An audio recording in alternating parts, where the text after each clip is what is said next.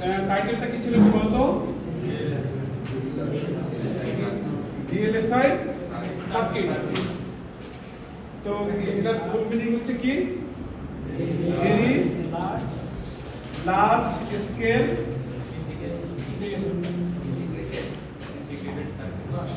Integrated circuit. তো এই যে ভেরি, এখান থেকে ভি, লার্জ এল, স্কেলে এস, আর ইন্টিগ্রেশন বা ইন্টিগ্রেটেড এর আই। তো এগুলো নিয়ে V L S I circuit, that means very large integrated, sorry very large scale integrated circuit. তো ইন্টিগ্রেট করা মানে কি বলতো? ইন্টিগ্রেশন মানে কি? যোগ করা বা অনেকগুলো কোনো কম্পোনেন্ট এক জায়গায় এনে একত্রে তাদেরকে সংযুক্ত করা বা এক জায়গায় তাদেরকে অ্যাকোমোডেট করা, এটাকে আমরা কি বলবো? ইন্টিগ্রেশন। তো আমরা আসলে কি ইন্টিগ্রেট করতে চাই? কি ইন্টিগ্রেশন হবে বলতো? অনেক হাই স্কেলে বা অনেক বেশি সংখ্যায় কি আসবে? ট্রানজিস্টর। কেন আমাদের সিনারিওতে আবার ট্রানজিস্টর কোথা থেকে আসলো? তো অ্যাকচুয়ালি দেখো, আমরা ইন্টিগ্রেটেড সার্কিট, আইসি বা ইন্টিগ্রেটেড সার্কিট। তো ডিসক্রিট সার্কিট মানে কি? যেখানে কম্পোনেন্টগুলো আলাদা আলাদা থাকে, তাই না? আলাদা আলাদা কম্পোনেন্টগুলোকে আমরা ওয়্যার বা কানেক্টিং ওয়্যার, জাম্পার বা জাম্পিং ওয়্যার দিয়ে আমরা কি করি? কানেক্ট করি।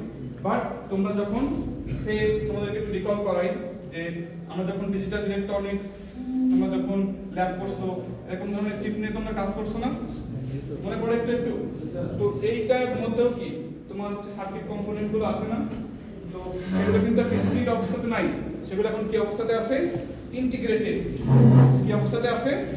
ইন্টিগ্রেটেড। দেখো, একটা সিঙ্গেল চিপের উপরে একটা সিঙ্গেল ওয়েফার সাবস্ট্রেট যে কোনো কিছু বলতে পারো, তার উপরে কি করা হবে? আমার সার্কিটের এলিমেন্ট গুলোকে প্রিন্ট করা হবে। কাইন্ড অফ কি করা হবে? প্রিন্ট। তো এটাকে আমরা প্রিন্ট বলবো না, আস্তে আস্তে এটাকে আমরা ফ্যাব্রিকেশন বলতে শিখবো। তো আপাতত এটাকে আমরা যেরকম প্রিন্টিং প্রেসে প্রিন্ট হয় না আমাদের কোনো কিছু, এগুলো অনেক স্কেল অনেক ছোট, তো এইগুলোকে কিন্তু আমরা ইন জেনারেল ওয়েতে এদেরকে ম্যানুফ্যাকচার আমরা করতে পারি না। আমরা সামনে আস্তে আস্তে দেখবো জিনিসগুলো। তো যাই হোক, তো দেখো, সব থেকে স্মলেস্ট বিল্ডিং ব্লক যে কোনো লজিক, সেটা কি? ট্রানজিস্টর। যে কোনো স্মার্ট ডিভাইস বলো, চিপ বলো, তাদের স্মলেস্ট বিল্ডিং ব্লক কি? ট্রানজিস্টর। এবং ট্রানজিস্টরকে এখানে আমরা কি হিসেবে ইউজ করব? সুইচ হিসেবে। কি হিসেবে বলো? সুইচ হিসেবে। ইলেকট্রিক্যালি কন্ট্রোলড সুইচ হিসেবে আমি ট্রানজিস্টরকে ইউজ করব। অ্যাম্পলিফায়ার হিসেবে কিন্তু আমাদের এই কোর্সে আমরা অ্যাম্পলিফায়ার হিসেবে ট্রানজিস্টরকে কোথাও ইউজ করব না। অ্যাম্পলিফায়ার হিসেবে কোথায় ইউজ হয়? অ্যানালগ ইলেকট্রনিক্সে তোমরা কিন্তু এগুলো দেখে আসছো, তাই না? তো দেখো, তাহলে আমাদের স্টেপগুলো কেমন? একদম স্মলেস্ট লেভেলে কি আছে? ট্রানজিস্টর। এই ট্রানজিস্টরগুলোর কম্বিনেশনে আমরা কি তৈরি করতে পারি বলো? বিভিন্ন লজিক গেট। হ্যাঁ, এই লজিক গেটগুলোকে ইউজ করে আমরা যে কোনো সিকোয়েন্সিয়াল এন্ড কম্বিনেশনাল সার্কিট আমরা এখান থেকে তৈরি করতে পারি। এই যে সিকোয়েন্সিয়াল কম্বিনেশনাল বিভিন্ন সার্কিট, যেমন কি এখানে একটু সহজে উদাহরণ দিতে পারি, say and get, not get, হ্যাঁ, যত যত গেট আছে। তো এরপর যখন সিকোয়েন্সিয়াল কম্বিনেশনাল বিভিন্ন মডিউল, যেমন আমি কি বলতে পারি? রেজিস্টার, অ্যাডার, এরপরে মাল্টিপ্লেক্সার, এরকম ছোট ছোট মডিউল আমরা সব কিছু তৈরি করতে পারবো কি পারবো না বলো তো? পারবো। এবার একটু খেয়াল করো, এই মডিউলগুলোকে ইউজ করে তখন আমি আরো কমপ্লেক্স কি তৈরি করতে পারবো? প্রসেসর তৈরি করতে পারবো। কমপ্লেক্স কোনো কাজ তৈরি করতে পারে এমন প্রসেসর। সহজ কথায়, তুমি যত বেশি লজিক গেট, যত বেশি সুইচ গেট বা ট্রানজিস্টরকে তুমি একটা প্রসেসরে রাখতে পারবা, তার প্রসেসিং ক্যাপাবিলিটি তত বাড়বে, তার স্পিড তত বাড়বে, ডাটা প্রসেসিং করার ক্যাপাবিলিটি তত বাড়বে। বুঝতে পারছো? আচ্ছা, তো একটু একটু তোমরা আইডিয়া পাচ্ছ যে অ্যাকচুয়ালি আমরা কি করতে চাচ্ছি। তাহলে আমরা ট্রানজিস্টর লেভেলের নলেজ থেকে শুরু করে একবারে ফাইনাল সিম্পল চিপ বা আইসি প্রসেসর কিভাবে ডিজাইন হয়, এটা আমরা শিখতে চাচ্ছি আমাদের এই কোর্সে। ক্লিয়ার সবাই? 100%? আচ্ছা, তো অনেকেই আজকে ফার্স্ট ক্লাসে আসছো, তাদের জন্য আমি আবার রিপিট করলাম। তো এই কথাগুলো কিন্তু প্রিভিয়াস ডেটগুলোতে অনেকবার আমি বলে দিচ্ছি। তো তাহলে আমরা অনেক বেশি পরিমাণে কি ইন্টিগ্রেট করতে চাই, একটা সিঙ্গেল সাবস্ট্রেট বা চিপের উপরে ট্রানজিস্টর, অনেক বেশি ট্রানজিস্টরকে আমরা ইন্টিগ্রেট করতে চাই। এই জন্যই আমাদের এই কোর্সের টাইটেলটা হচ্ছে very large scale integrated circuit. তো ইন্টিগ্রেশনের লেভেল বিভিন্ন রকম হতে পারে, অনেকবার বলছি, small scale integration, medium scale integration, দেখো এরপরে লার্জ স্কেল ইন্টিগ্রেশন, এরপরে আমাদের সেই very large scale integration, ultra large scale integration, GLSI giant large scale integration. তো আমাদের এই ইন্টিগ্রেশনের লেভেলটা দেখো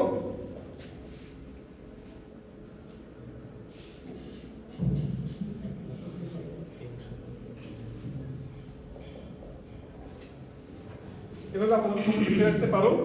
আর অন্য যে স্কেলগুলো আমরা লিখলাম দেখো, small scale, medium scale, large scale, ultra large scale, giant large scale, এগুলোতে ট্রানজিস্টরের সংখ্যা কেমন থাকে, হ্যাঁ, এগুলো একটু আইডিয়া রাখবো, ঠিক আছে? এগুলো দেখতে দেখতে একবার যে মুখস্থ হয়ে যাবে। তো সহজ কথা, আমাদের ভিএলএসআই তে আমরা কি মনে রাখবো? Millions of transistor. কি মনে রাখবো? Millions of transistor, up to 10 million, up to 10 million. আবার তোমরা মনে রাখবা যে যদি সংক্ষেপে তোমাদেরকে এখন বলে যে কেউ এখন জিজ্ঞাসা করে যে অ্যাকচুয়ালি ভিএলএসআই বলতে তুমি কি বুঝবা, তো তুমি বলবা কি মিলিয়নস অফ ট্রানজিস্টরকে একটা সিঙ্গেল চিপ বা ওয়েফারের উপরে ফ্যাব্রিকেট করার যে টেকনোলজি সেটাই হচ্ছে কি ভিএলএসআই। মনে থাকবে সবাই? আচ্ছা,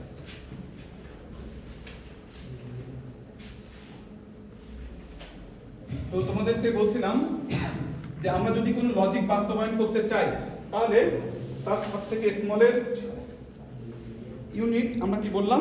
ট্রানজিস্টর। কি বলছি বলতো? ট্রানজিস্টর। এখন ট্রানজিস্টর একটা ডিসিশন মেক করতে পারে। কি করতে পারে? ডিসিশন মেক করতে পারে। এটা একটা স্মার্ট ডিভাইস। কেন বললাম স্মার্ট ডিভাইস? কারণ কি দেখো তো, যে আমরা মানুষ যাদের বুদ্ধি আছে, মস্তিষ্ক আছে, বা অন্য কোনো প্রাণী, তারা কি করতে পারে? যে কোনো ডিসিশন মেক করতে পারে না, পারে তো? বাট কোনো যন্ত্র যার প্রাণ নেই তাকে দিয়ে তুমি ডিসিশন মেক করাতে চাচ্ছ, তাহলে এখন তোমাকে কি করতে হবে বলো তো? তাকে ভোল্টেজ বা কারেন্ট কোনো কিছু একটা দিয়ে তোমাকে চেনাইতে হবে না?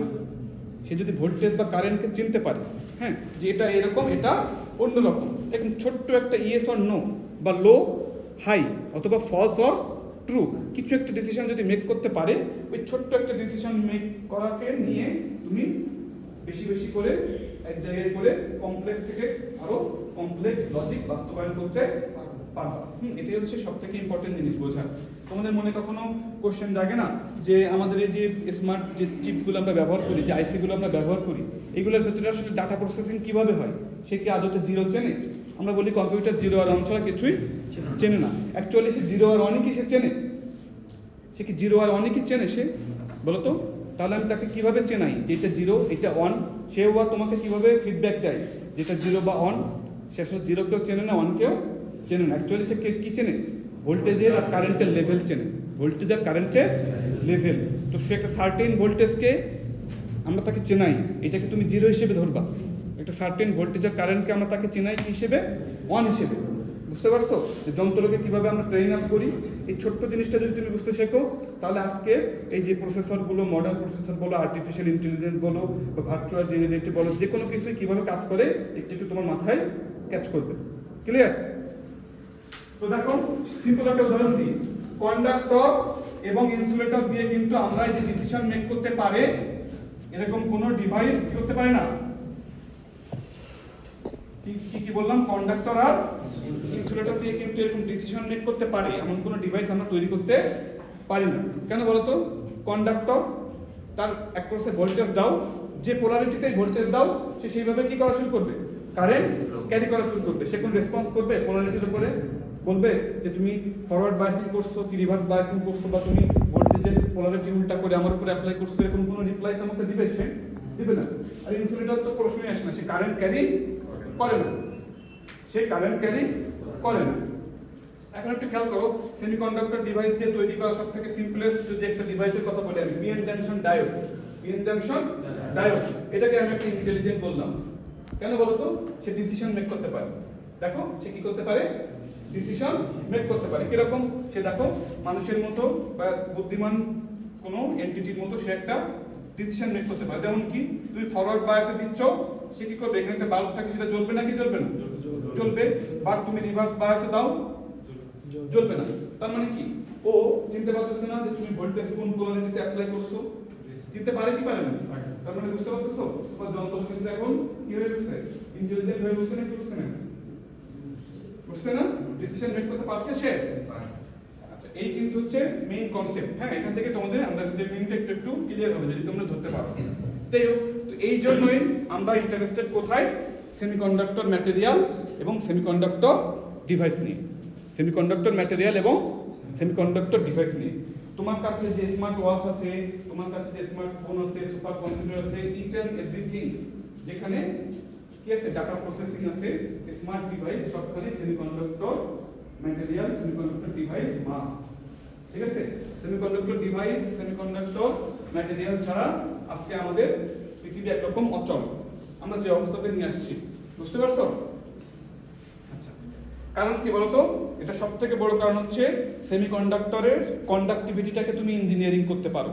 এটা কন্ডাক্টিভিটিটাকে তুমি যেমন লাগবে তেমন তৈরি করে নিতে পারো, মডুলেট করে নিতে পারো। কিভাবে আমরা সেমিকন্ডাক্টরের কন্ডাক্টিভিটিটাকে কন্ট্রোল করি বলো তো একটু? ডোপিং। ওই যে ভেজাল মেশালে সবকিছুরই কোয়ালিটি ডিগ্রেড থাকে না, কিন্তু সেমিকন্ডাক্টর এমন একটা জিনিস, তাতে ভেজাল বা অপদ্রব্য মিক্স করে আমরা তার কন্ডাক্টিভিটিকে কি করতে পারি, টিউনিং করতে পারি। আমার যখন যেমন লাগবে আমি তেমন করে বানিয়ে নিতে পারি। এটা হচ্ছে সবথেকে বড় একটা প্রপার্টি, মনে থাকবে সবার। আচ্ছা, তো এই ধারাবাহিকতায় আমরা তোমাদেরকে ডোপিং পড়াইছিলাম, মনে আছে তোমাদের? এন টাইপ ডোপিং কখন হবে, পি টাইপ ডোপিং কখন হবে, এগুলো কিন্তু আমরা মুখস্থ করবো না কিছুই, একেবারে বেসিক ক্লিয়ার করে 100% ক্লিয়ার করে দেওয়ার চেষ্টা করা হয়েছে তোমাদেরকে। তো একেবারে সিলিকন ল্যাটিস থেকে পড়াশোনা শুরু করছিলাম আমরা, তো এই জায়গাটা আমরা এখন রিপিট করবো না, ঠিক আছে? তো আজকে আমাদের পিএন জাংশন পড়ার কথা ছিল, তাই না? আজকে আমাদের পিএন জাংশন পড়ার কথা। তো দেখো, যারা ক্লাস মিস করছে এর আগে, তো এই যে দেখো সিলিকন ল্যাটিসের গঠন এবং ডোপিং, ডোপ্যান্ট বলতে কি বোঝায় কয়েকটা টার্ম আমি এখানে লিখে দিচ্ছি, এই জিনিসগুলো কিন্তু কারো গ্যাপ থাকলে চলবে না। যারা ক্লাস করছিল ওদের সাথে বসে ক্লিয়ার করে নিবা, একেবারে না বুঝতে পারলে আমার ডেস্কে এসে প্রয়োজনে আমার সাথে আলোচনা করবা।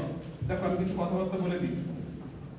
ফার্স্ট হচ্ছে এই যে সেমিকন্ডাক্টরের ক্লাসিফিকেশন কি কি, ইন্ট্রিনজিক একটা কি বলো, ইন্ট্রিনজিক সেমিকন্ডাক্টর একটা কি ছিল, এক্সট্রিনজিক সেমিকন্ডাক্টর। আমি সম্পূর্ণ লিখলাম না। ইন্ট্রিনজিক মানে কি, এটা বাংলা কি, অন্তর্জাত অর্ধপরিবাহী, এটাকে কি বলবো, বহির্জাত অর্ধপরিবাহী। তো ইন্ট্রিনজিক মানে কি, পিওর।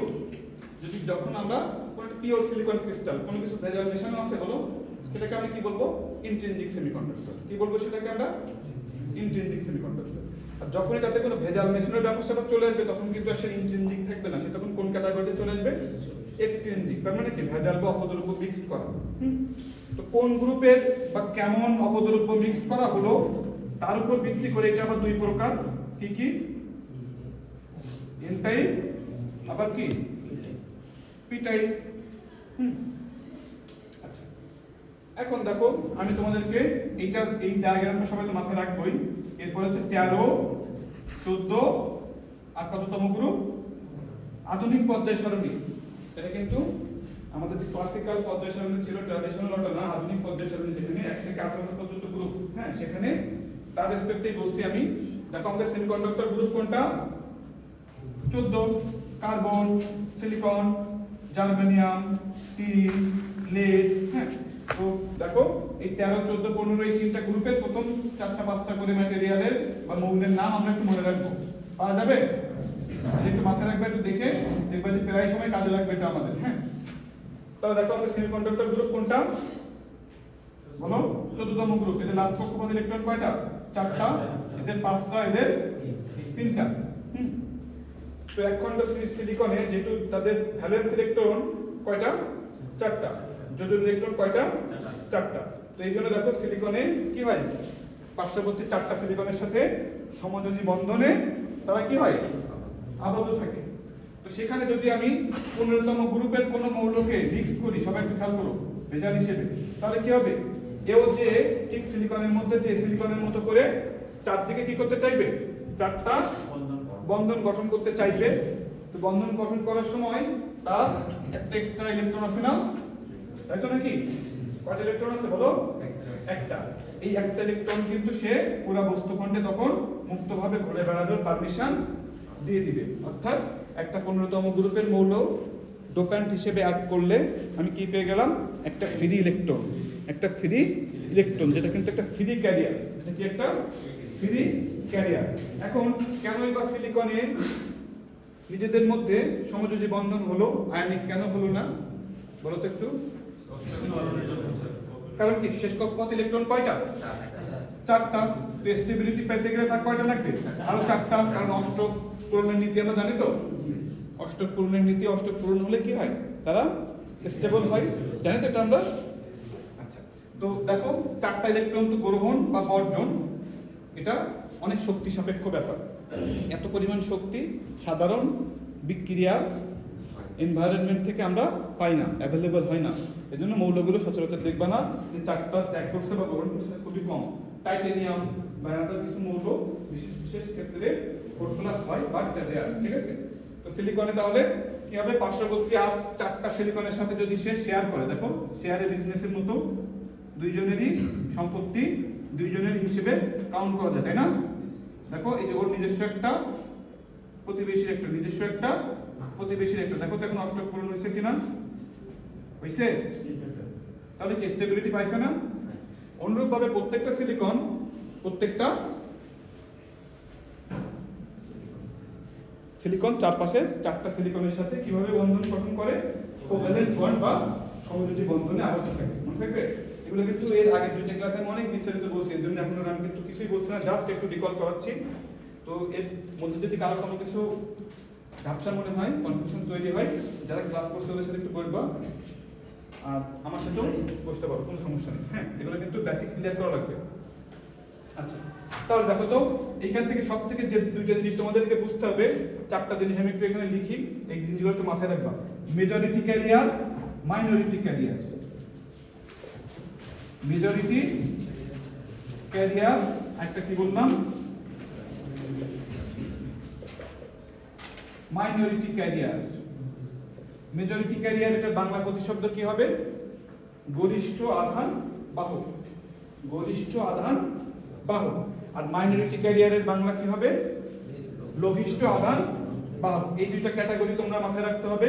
আর একটা হচ্ছে বারবার করে বলছি, খুব ইম্পর্টেন্ট, ফ্রি ক্যারিয়ার বা মোবাইল চার্জ। ফ্রি ক্যারিয়ার বা কি বললাম, মোবাইল চার্জ। আরেকটা হচ্ছে ফিক্সড চার্জ।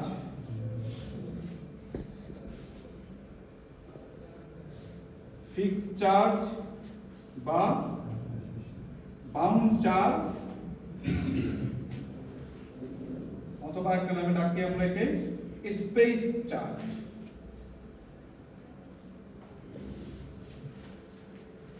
এখন সবাই একটু খেয়াল করো যে 15তম গ্রুপের মৌল nitrogen, phosphorus, arsenic, bismuth, antimony, এখানে আছে boron, aluminium, gallium, indium, thallium. প্রথম থেকে চারটা পাঁচটা মনে রাখলেই হবে।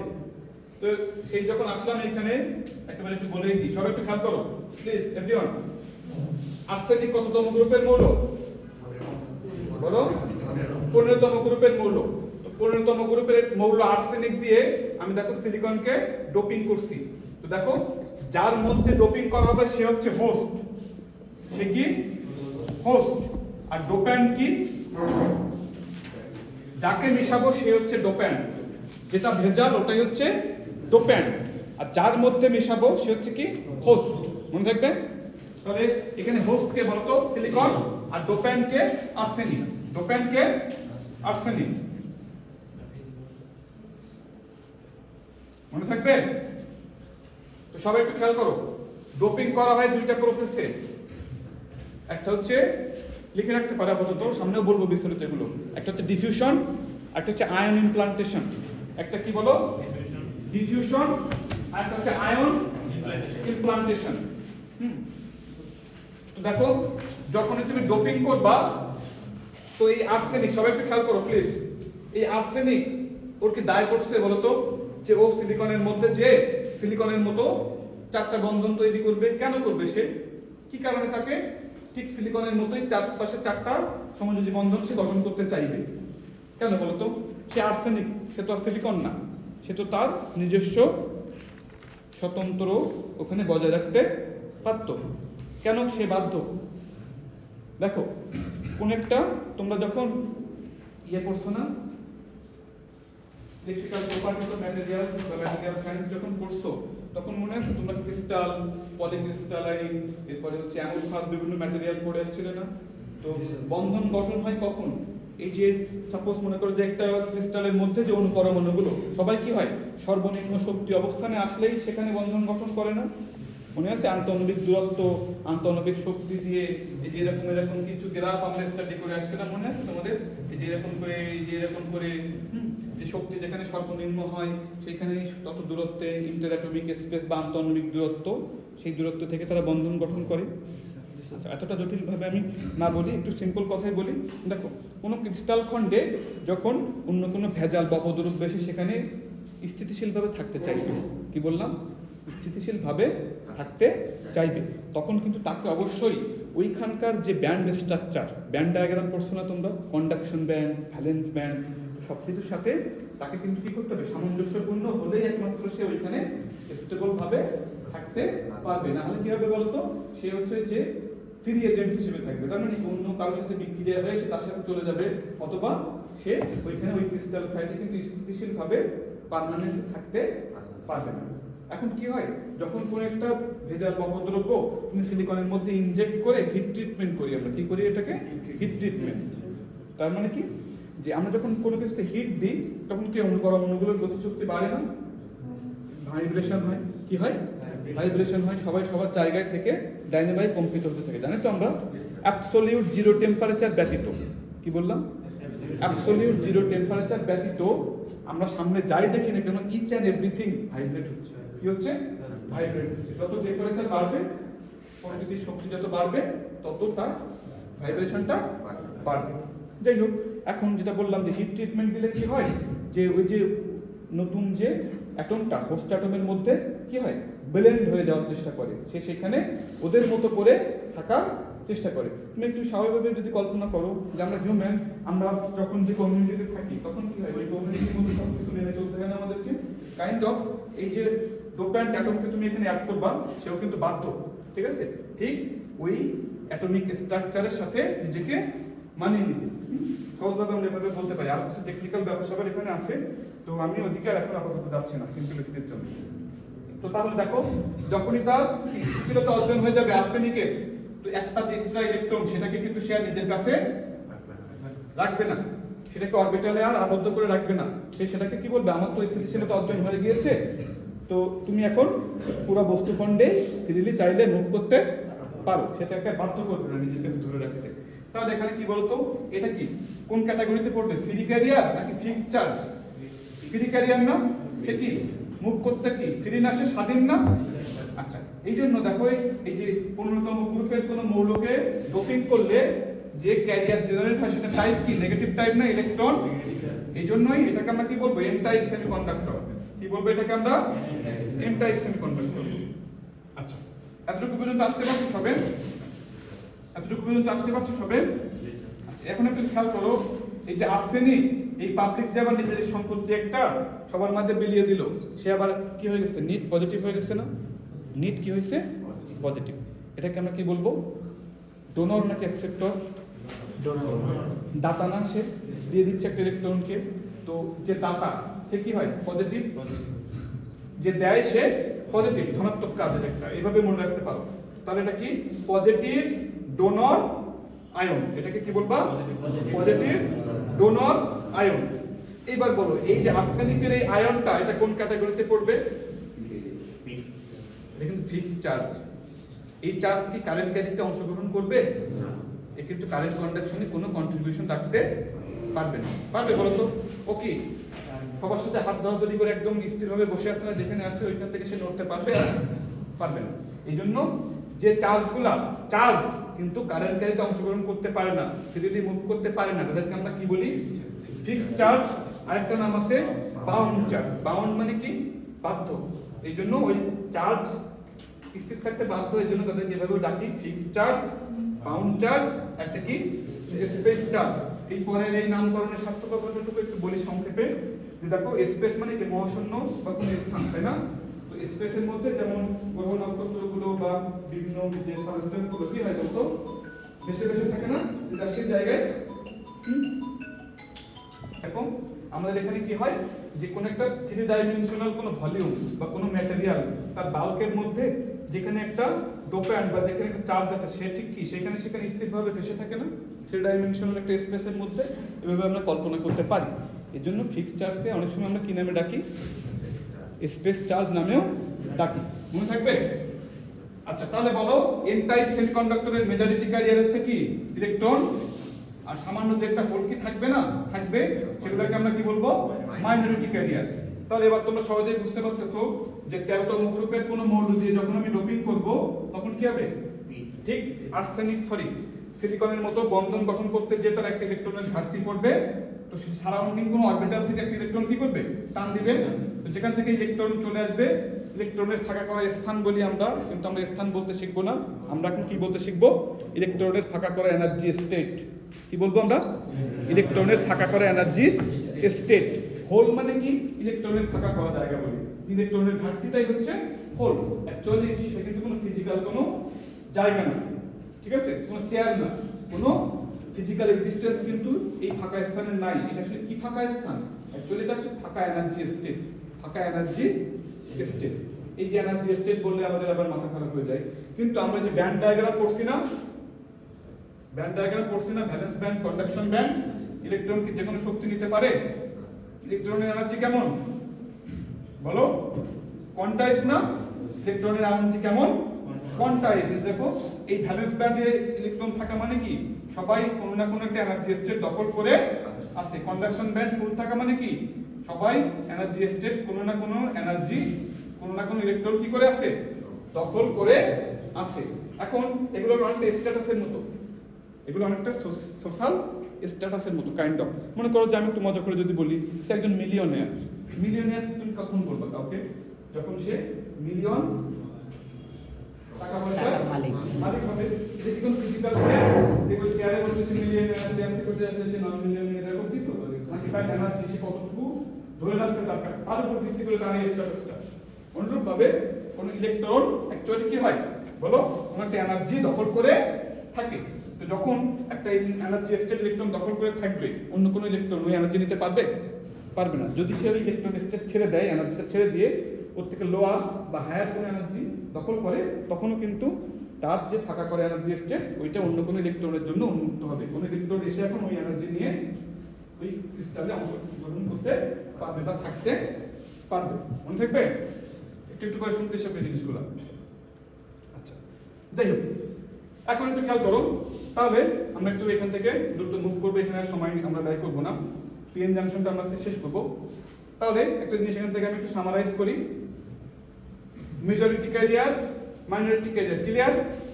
বলতো পি টাইপ সেমিকন্ডাক্টর, তার মানে কি এখানে পিডি ক্যারিয়ার হিসেবে কি তৈরি হয়? হোল তৈরি হয়।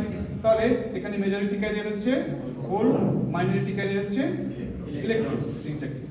আর এখানে এই যে বোরন, সে একটা এক্সট্রা ইলেকট্রন সে আশপাশ থেকে টান দিয়ে নিজের কাছে নিয়ে আসছে, নিজের পকেটে রেখে দিছে বন্ধন গঠন করার জন্য। তাহলে সে কি নিট একটা নেগেটিভ চার্জ, তাই কি না? সে কিন্তু গ্রহণ করছে, এই জন্য সে ঋণী। এভাবে মনে রাখতে পারো। এটাকে কি নামে ডাকবে তোমরা? Negative acceptor ion.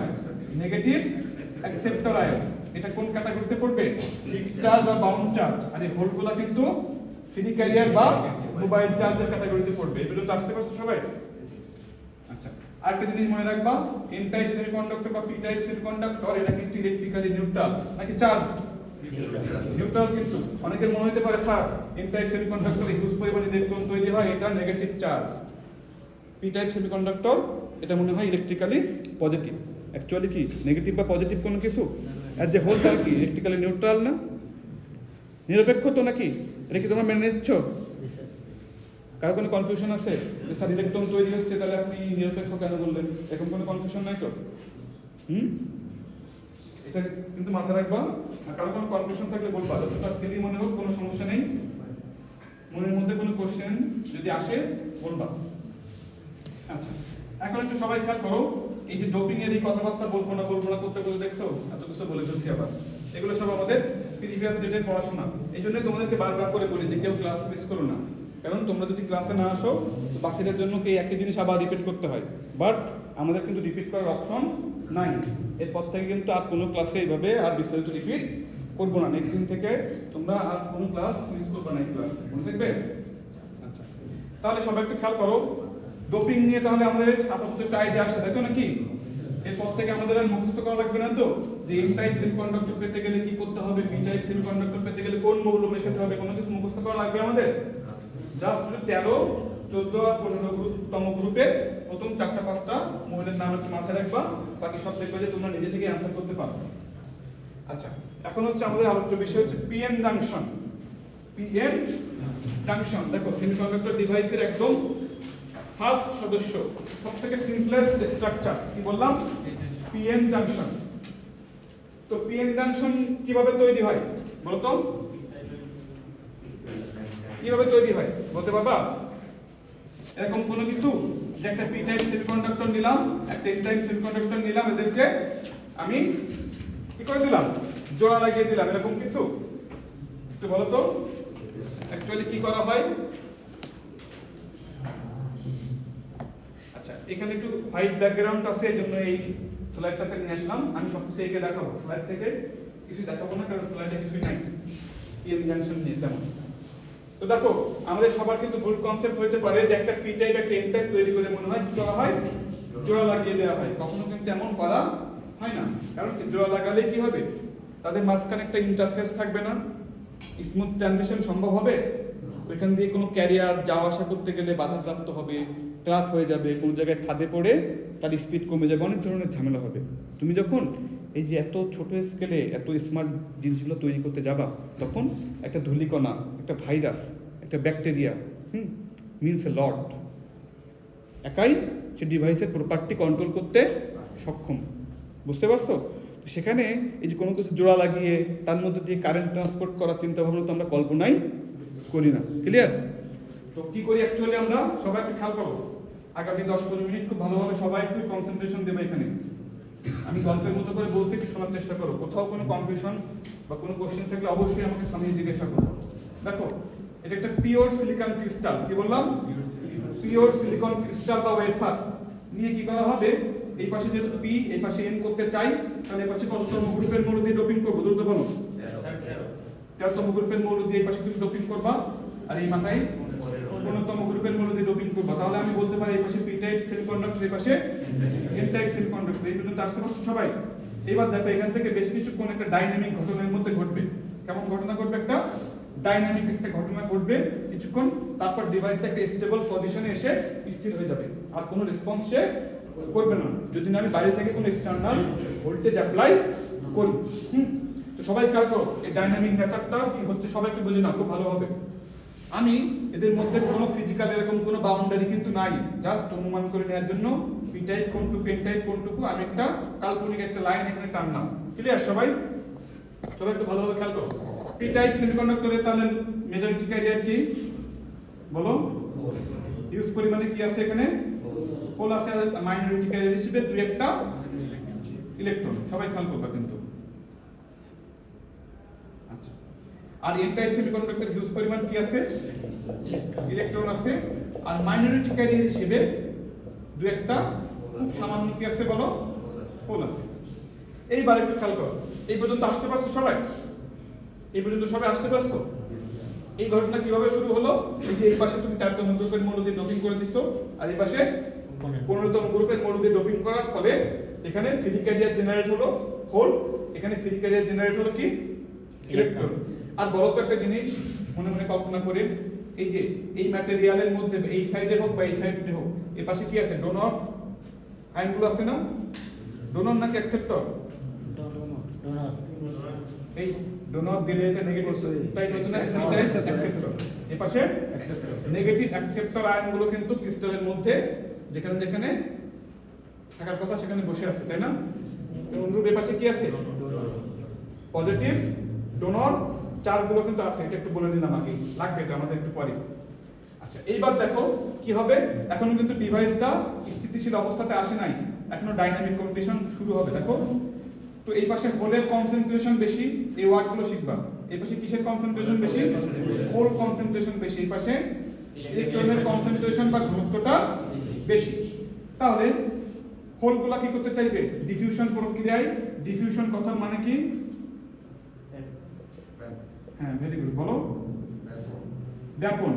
ডিফিউশন মানে কি? ব্যাপন। কোন বস্তু অধিক ঘন হতে কম ঘন অঞ্চলের দিকে ছড়িয়ে পড়ার প্রক্রিয়াকে আমরা কি বলি? ডিফিউশন বা ব্যাপন, তাই তো নাকি? কারণ কি, এই রুমের একটা কোনায় দেখো সেন্টটা শিশি যদি আমি মুখ করে রেখে দিই, আস্তে আস্তে কিন্তু পুরো ঘরে কিন্তু আমরা সেন্ট পাবো, তাই না? তাহলে কিভাবে হচ্ছে এটা? অধিক ঘন হতে কম ঘন অঞ্চলের দিকে কোনো কিছু ছড়িয়ে পড়া। এগুলো আমরা ছোটকাল থেকে পড়ে আসছি না, ডিফিউশন বা ব্যাপন। ওই যে ব্রাউনীয় গতির পরীক্ষা পড়ে আসছে আমরা ছোটকাল থেকে, বিজ্ঞানের একটু মনে পড়ে তোমাদের? যাই হোক, তো ব্যাপনের একটা উল্টো প্রক্রিয়া আছে, আসলে যখন একটু বলে ফেলি তাহলে অসমোসিস। এটা বাংলা কি? অভিস্রবণ। অভিস্রবণ কিন্তু উল্টা। কি হয়? উল্টে কম ঘন হতে বেশি ঘন অঞ্চলের দিকে যায়। তোমরা কি এর পরীক্ষা কখনো করছো? কিসমিস দিয়ে বা এই যে আলু, পটেটো, আলু দিয়েও কিন্তু এই এক্সপেরিমেন্ট তোমরা করতে পারো। তো অসমোসিস কোথায় হয়? এই অসমোসিস না থাকলে কি আমাদের প্রাণীগুলোর অস্তিত্ব থাকতো? উদ্ভিদের মূলডোম থেকে একদম মনে করো যে কাণ্ড পর্যন্ত, টপ পর্যন্ত আমাদের যে খনিজ লবণ বলো বা জল ট্রান্সপোর্টটা কিভাবে হয় বলতো? অসমোসিস প্রক্রিয়ায়। কোন প্রক্রিয়ায়? অসমোসিস প্রক্রিয়ায়। দেখো একটু সংক্ষেপে আমি একটু সংক্ষেপে পড়ে দিনে আসলে যখন একটু বলি। দেখো গাছের এগুলো কি? মূলডোম না? এগুলো কি বলো? এগুলো কি? এখন দেখো যে এখানে একটা কোষ, এটা একটা কি বলো? কোষ। এই কোষের মধ্যে যে কোষ রস আছে তার ঘনত্ব বেশি নাকি এই বাইরে মাটির মধ্যে যে পানি আছে তার ঘনত্ব বেশি? কোষ রসের ঘনত্ব বেশি। কোষের অভ্যন্তরে কোষ রসের ঘনত্বটা পানির থেকে বেশি। এবং এই কোষের চারদিকে কি আছে? সেমি ট্রান্সপারেন্ট মেমব্রেন, যেটাকে আমরা বাংলায় বলি কি? অর্ধভেদ্য পর্দা। তাহলে কি হবে? অসমোসিস প্রক্রিয়ায় কম ঘন হতে কোথায় যাবে? বেশি ঘন।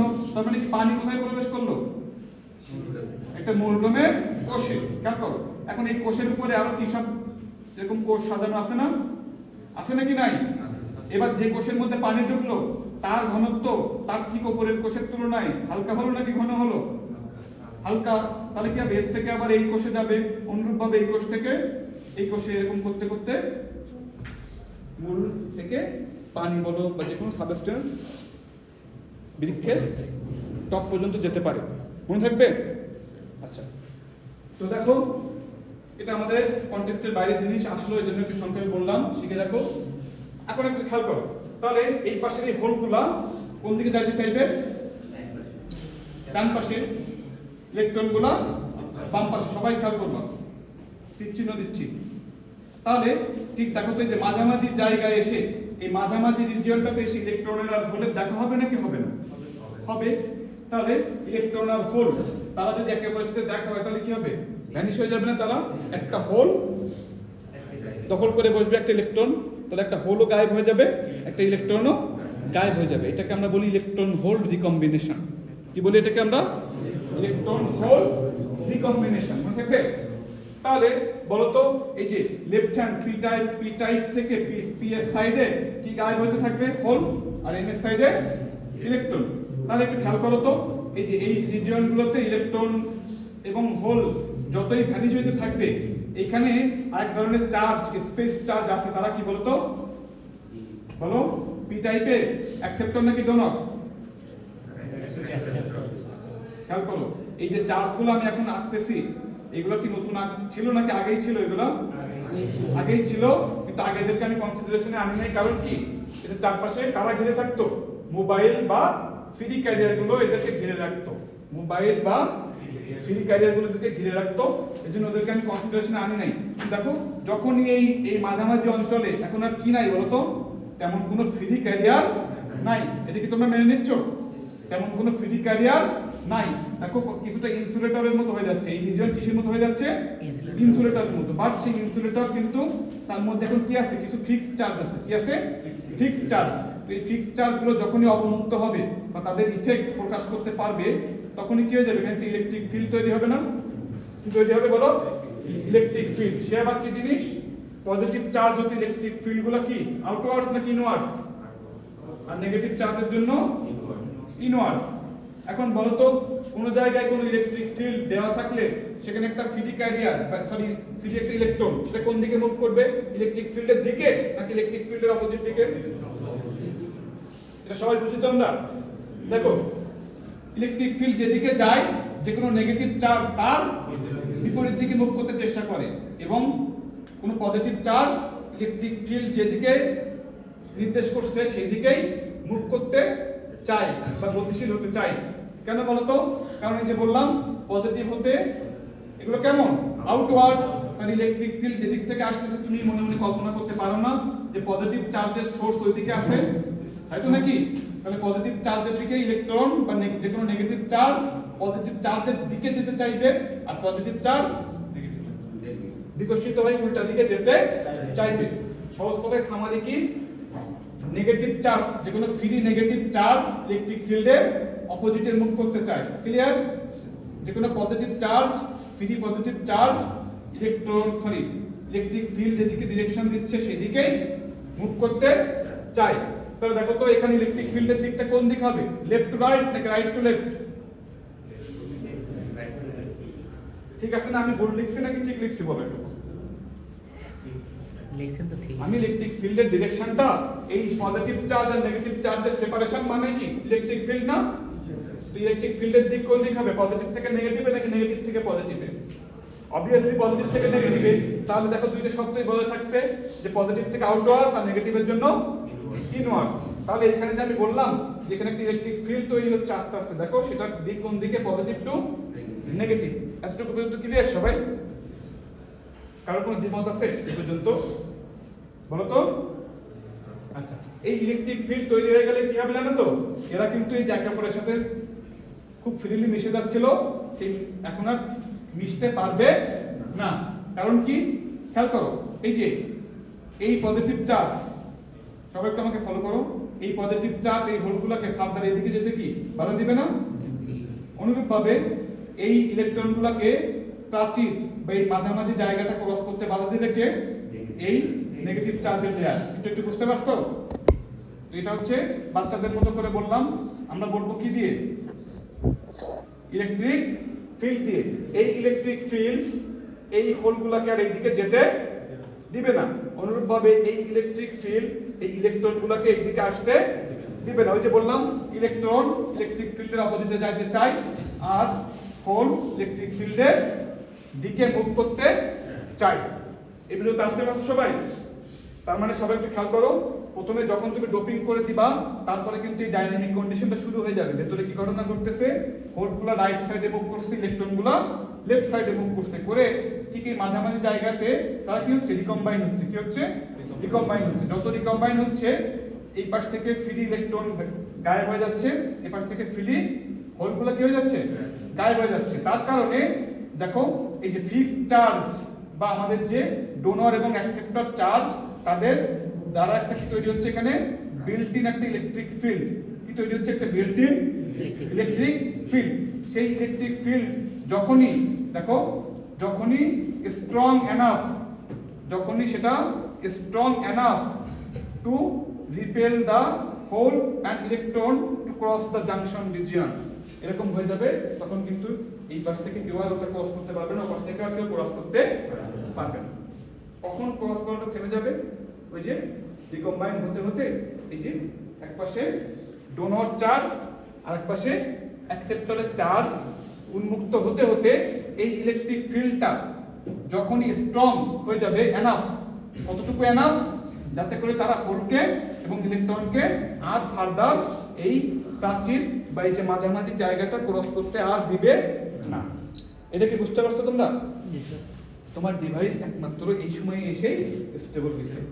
এই সময় এসেই তোমার ডিভাইস কি হয়ে গেছে, এখন স্টেবল হয়েছে। এর আগ পর্যন্ত কিন্তু আপনি কোনো ভোল্টেজ দিছি আমরা, এটাতে কোনো এক্সটার্নাল সোর্স আমরা অ্যাড করছি বলতো, বাট এই ডাইনামিক কন্ডিশন কিন্তু ডিভাইসের মধ্যে আপনি ঘটতে থাকবে। এই বুঝতে পারছো সবাই? তাহলে এই হচ্ছে আমাদের সেই পিএন জাংশন। এবার দেখো এই রিজিয়নটার আমরা একটা সুন্দর নাম দিই। কি নাম? ডিপ্লেশন লেয়ার, যাকে আমরা বাংলায় বলি কি? নিঃশেষিত স্তর। কি নিঃশেষ হয়ে গেছে, এখানে কি নাই, যার জন্য আমরা তার এরকম নাম দিলাম। কোনো ফ্রি ক্যারিয়ার আছে এখানে? দেখো তো এই রিজিয়নের মধ্যে কোনো ফ্রি ক্যারিয়ার আছে? বলো।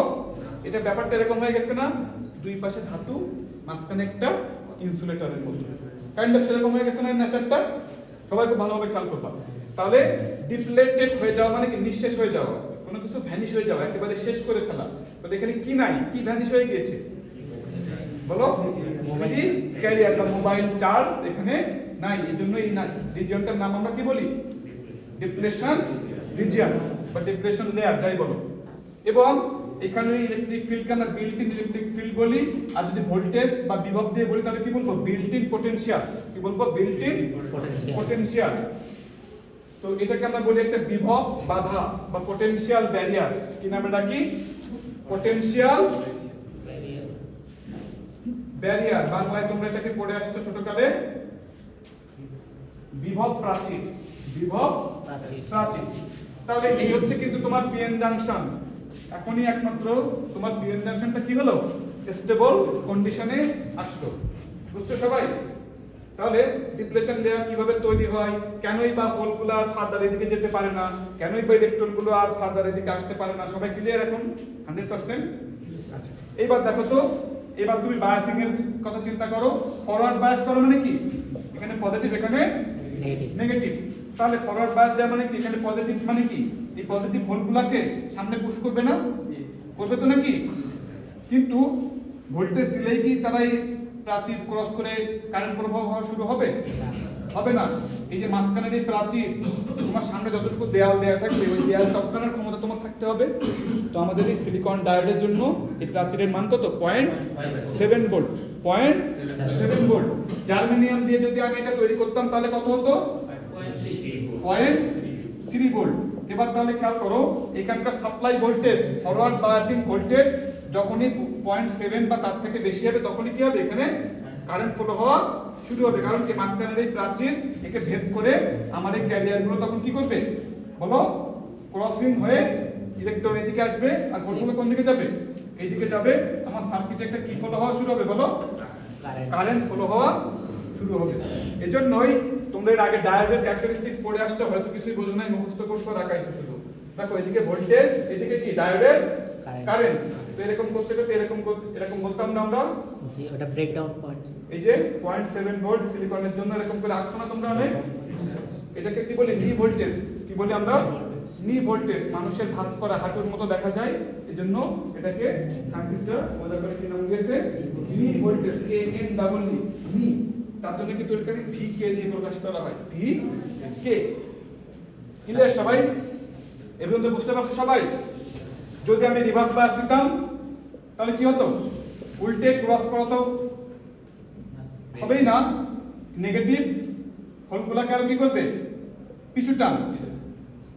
এখন উৎসাহিত না করে আরো কি করবে? নিরুৎসাহিত করবে, আরো পিছু টান দিবে। তার ফলে কি হবে? আমার ডিপ্লেশন লেয়ারটা কি হবে? আরো চওড়া হবে, এবং এখানে কিন্তু আর কোনো কারেন্ট ফ্লো হবে না। এই হচ্ছে পিএন জাংশন ডায়োড, যেটা কি করতে পারে? রেকটিফাই করতে পারে। কি করতে পারে? রেকটিফাই। অল্টারনেটিং কারেন্ট বা ভোল্টেজকে একমুখী করে দেয় আমাদেরকে। বুঝতে পারছো এটা সবাই? পিএন জাংশনের এই যে ঘটনাটুকু যদি তোমরা বোঝো, এখান থেকে তোমাদের ইলেকট্রনিক্স এর আন্ডারস্ট্যান্ডিং শুরু। পিএন জাংশন যদি তুমি স্পষ্টভাবে না বোঝো, তুমি বিজেটিও বোঝো নাই, তুমি ইলেকট্রনিক্স বা সেমিকন্ডাক্টর ডিভাইসের কোনো কিছুই ক্লিয়ারলি লাগে কোনো কিছুই বোঝো নাই, সবকিছু ভাষা মুখস্থ করে পার করে আসছো। এইটা তোমরা ভালোভাবে যদি বুঝতে পারো এরপর তোমরা বিজেটি নিয়ে বসবা, কি নিয়ে বসবা? বাসায় বাইপোলার জাংশন ট্রানজিস্টর মনে থাকবে? আচ্ছা, তো পরের দিন তোমাদেরকে একটা কোশ্চেন করব বিজেটি নিয়ে, তোমরা অ্যানসার দিবা। আজকে একটু বলে দিই, যেহেতু আজকে আমি জাংশন পড়িয়ে দিলাম। দেখো এন পি এন, এটা কি এমিটার, এটা কি বেস, এটা কি কালেক্টর। তো দেখো তো একটা ট্রানজিস্টরে এরকম জাংশন কয়টা থাকে? ঠিক এরকম জাংশন দুইটা থাকে না? এখানে একটা, এখানে একটা, ভালোভাবে বুঝবা। আর ট্রানজিস্টরের বায়াসিং এর রুল কি বলতে পারবা কেউ? ট্রানজিস্টরকে কিভাবে বায়াস করতে হয়? ইনপুট জাংশনকে অলওয়েজ ফরওয়ার্ড বায়াস রাখতে হয়, আর আউটপুট জাংশনকে অলওয়েজ রিভার্স। মনে থাকবে, ইনপুট জাংশনকে অলওয়েজ ফরওয়ার্ড বায়াস, আর আউটপুট জাংশনকে অলওয়েজ রিভার্স বায়াস। এরপরে কি ক্লাস আছে তোমাদের? জি স্যার। কয়টায়? এখনই স্যার। আচ্ছা, তাহলে আমি ছেড়ে দিব। তাহলে তোমাদের কাছে যে কোশ্চেনটা করব, বললাম এটা তো ফরওয়ার্ড বায়াস, তাহলে কি এখানে কারেন্ট ফলো হবে? কোনো সমস্যা হবে? বাট এটা যদি রিভার্স বায়াস করে রাখি আমরা, তাহলে কিভাবে সম্ভব হয় এই জাংশনকে ভেদ করে কারেন্ট ক্যারি হওয়া কিভাবে সম্ভব হয়? কালেক্টর কারেন্ট তাহলে আমরা কিভাবে পাই? আমার কোশ্চেন বুঝছো? আমি তোমাদেরকে একটা কথা বলে দিয়েছি, input junction forward, output junction reverse. তাহলে আউটপুট জাংশন যদি রিভার্স বায়াসটি থাকে, তোমাদেরকে আমি এখন এই যে পড়ালাম, এর আগে তোমরা পড়ে আসছো যে রিভার্স বায়াস থাকলে সেই বরাবর কিন্তু কোনো কারেন্ট ফলো হয় না। এইটার অ্যানসারটা তোমরা পরের দিন দিবা আমাকে, যে কালেক্টর টার্মিনাল দিয়ে তাহলে কিভাবে কারেন্ট ফলো করে।